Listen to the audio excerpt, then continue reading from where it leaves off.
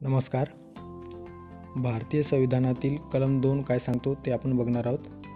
कलम 2 नुसार एखादं राज्य किंवा भारतीय भूमीपासून किंवा भारतापासून विलुप्त असलेले देश किंवा राज्य त्याला भारताच्या अधिपत्याअंतर्गत आणण्यासाठी जे काही संविधानामध्ये तरतूद आहे त्याविषयी कलम 2 मध्ये सांगितलेलं आहे. ज्याच्यामध्ये असं म्हटलेलं आहे की admission or establishment of new state, म्हणजेच नवीन राज्यांच्या प्रवेशासंबंधी किंवा त्यांच्या स्थापनेसंबंधीचे जे कलम आहे ते कलम 2 आहे.